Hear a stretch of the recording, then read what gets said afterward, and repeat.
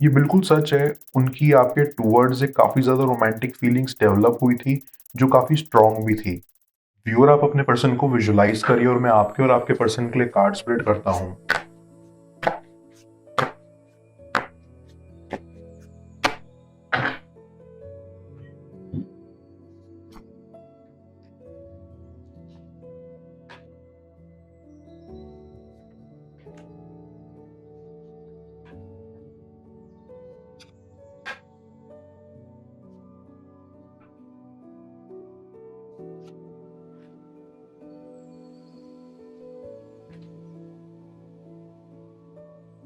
Here I get a vibe कि आपके past में जो पर्सन थे वो बहुत रिग्रेट करते हैं आपके उनकी लाइफ में ना होने का, और ये भी कि उन्होंने टाइम रहते एक्शन नहीं लिया इस रिलेशनशिप को बचाने के लिए। एक काफ़ी नेगेटिव एनर्जी आप लोगों के बीच में बिल्डअप हो चुकी थी, तो इस रीज़न से आप लोगों का कनेक्शन काफ़ी खराब हो चुका था। यहाँ मैं फील कर सकता हूँ कि आप उस इंसान से काफ़ी ज़्यादा अटैच थे।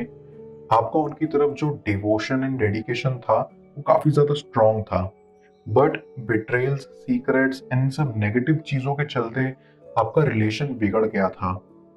एक चीज़ तो अब यहाँ बहुत क्लियर है कि आपका पर्सन रिग्रेट तो काफ़ी ज़्यादा करता है, but what is the reason behind that, वही हम जानेंगे। आप इस रिलेशन में सच की तलाश कर रहे थे। इस रिलेशन में कोई एक झूठा ढोंग कर रहा था एंड वो चीज़ काफ़ी क्लियर है। आप बस चाहते थे कि नकाब के पीछे का सच सामने आए और आप ये ऑब्स्टिकल्स एंड हर्डल्स को क्रॉस करके मूव ऑन कर पाएं। The feeling that I get here is कि आपका पर्सन इस बात पे बहुत रिग्रेट करता है कि आप लोगों में डिफरेंस ऑफ ओपिनियन था। आप लोगों की जो सोच थी वो एक जगह जाके मिलती नहीं थी, एंड इस रीजन से काफी ज्यादा प्रॉब्लम्स आप लोगों में होती थी। अब हर एक इंसान का थॉट प्रोसेस तो अलग ही होता है, और ये चीज आपका पर्सन समझने को तैयार नहीं था। उससे भी ज्यादा बाहर के इश्यूज ये रहते थे कि इस रिलेशनशिप में काफी ज्यादा गॉसिप इन्वॉल्व रहती थी। कोई थर्ड पर्सन के ओपिनियन से आप लोगों के बीच का डिस्टेंस बहुत बढ़ चुका था। आई गेट अ स्ट्रॉन्ग फीलिंग कि कोई आपके रिलेशन को लेके काफी जेलस था, या आप लोगों के किसी क्लोज सर्कल ने आप लोगों के बीच का कनेक्शन अप्रूव नहीं किया, जिससे आप लोगों को काफी बुरा लगा और प्रॉब्लम्स बहुत बढ़ गई थी। आपका पर्सन ये बहुत ही ज्यादा रिग्रेट करता है कि वो आपकी बातों से ज्यादा दूसरों की बातों को मायने देते थे। इनफैक्ट वो अपने से ज्यादा दूसरों की एडवाइस पर चलते थे। अब वो कहते हैं ना कि दूसरे के नुकसान से लोगों को खुशी मिलती है। जमाना ही आजकल ऐसा चल रहा है। तो आपका पर्सन अभी यही चीज काफी रिग्रेट कर रहा है कि उन्होंने इस चीज को डेप्थ से एनालाइज नहीं किया और दूसरों की इतनी सुनी कि उनका अच्छा खासा रिलेशन ऐसे बिगड़ गया। बट बात यहीं पे खत्म नहीं होती है। आपके पर्सन का सबसे बड़ा रिग्रेट ये है कि वो सही टाइम पे एक्शन नहीं ले पाए और एक सॉलिड डिसीजन उन्होंने नहीं बनाया। उन्होंने आप लोगों के बीच का कनेक्शन तोड़ दिया, और ये डिसीजन वो बहुत ही ज्यादा रिग्रेट करते हैं alongside the other bad decisions जो उन्होंने लिए। उन्हें इस बात का अफसोस है कि उन्होंने सच की तलाश नहीं की और एक रैश डिसीजन ले लिया। उनको इस चीज का रियलाइजेशन है कि आपने उनके लिए बहुत कुछ किया है, और कंपैरेटिवली उन्होंने उतना कंट्रीब्यूट नहीं किया था आपके लिए, और ये चीज उनको काफी ज्यादा गिल्टी फील कराती है एट दिस पॉइंट। उनका करियर का पीक टाइम था जब आप उनकी लाइफ में आए। काफी ज्यादा फोकस थे ऑन देयर बिजनेस और जॉब, एंड जब आप उनकी लाइफ में आए तो वो थोड़ा घबरा गए। ये बिल्कुल सच है, उनकी आपके टुवर्ड्स एक काफी ज्यादा रोमांटिक फीलिंग्स डेवलप हुई थी, जो काफी स्ट्रांग भी थी।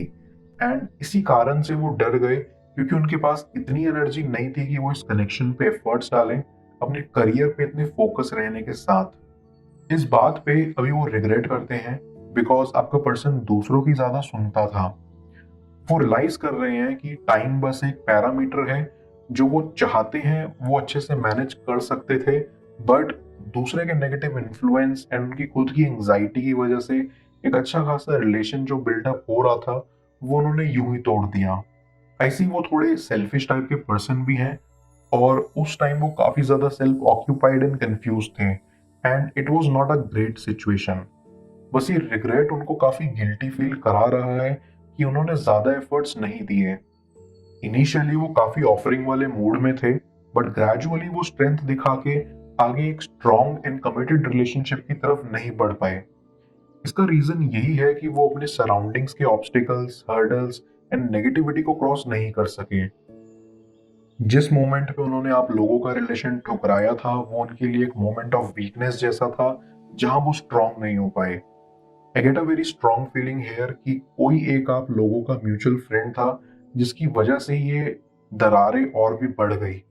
उनके गॉसिप्स एंड लाई स्प्रेड करने की वजह से प्रॉब्लम्स बहुत ज्यादा बढ़ गई थी। ऐसा भी हो सकता है कि आपके पर्सन का फ्रेंड ग्रुप ही बुरा हो, जो उनके मन में टॉक्सिसिटी भर रहा था, और आज भी वो इफेक्ट उन पे जारी है। आपका पर्सन आज इस चीज को रिग्रेट कर रहा है कि उन्होंने पेशेंटली इस चीज को टाइम नहीं दिया एंड हरी में आकर डिसीजन लिया। जैसा कि मैंने पहले ही बताया, वो काफी डिटैच थे अपने आप से, and it was not a great place जब आपने उनकी लाइफ में एंट्री ली। और इस चीज की वजह से आपका पर्सन काफी कंफ्यूज्ड एंड शॉक्ड हो गया था। मैं कार्ड्स को क्लैरिफाई करता हूँ, तब तक आप प्रॉपर एनर्जी एक्सचेंज के लिए इस रीडिंग को लाइक कर दें, और पर्सनल रीडिंग के लिए आप मुझे व्हाट्सएप पर अप्रोच कर सकते हैं।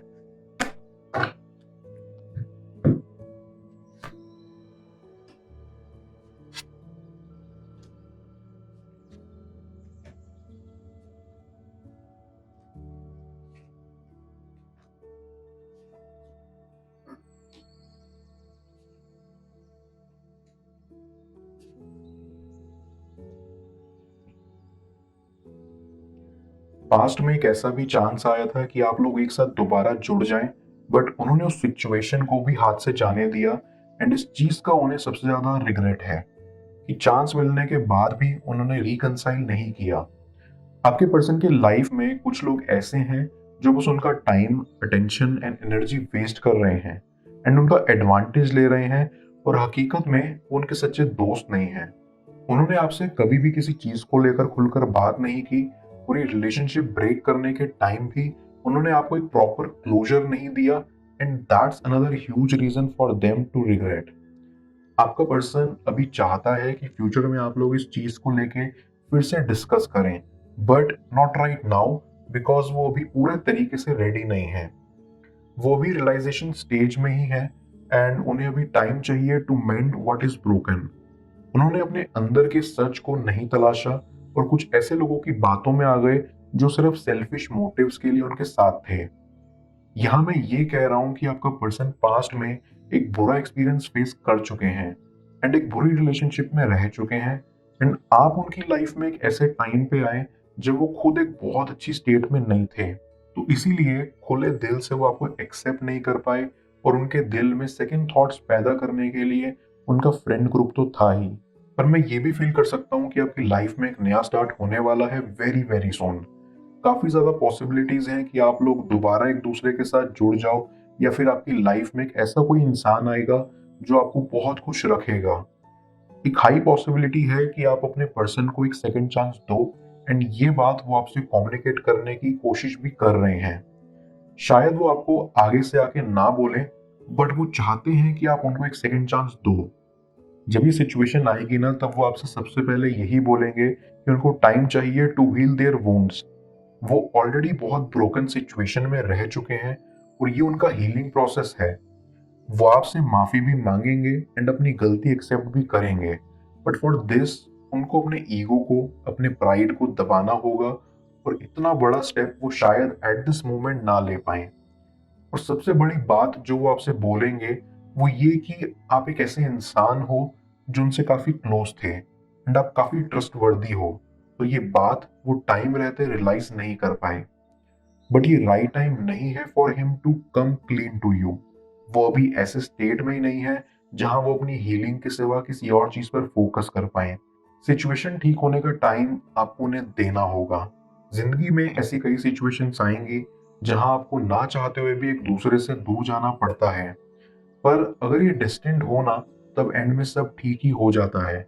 सबसे बड़ा एलिमेंट है यहाँ टाइम का। वो कहते हैं ना कि टाइम हील्स एवरीथिंग।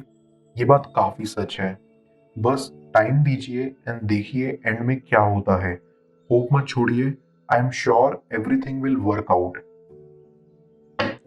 मैं ओरेकल ऑफ द फेरीज की मदद से यूनिवर्स से आपके लिए एडवाइस पूछूंगा। देखते हैं आज यूनिवर्स आपको क्या एडवाइस करना चाह रहा है।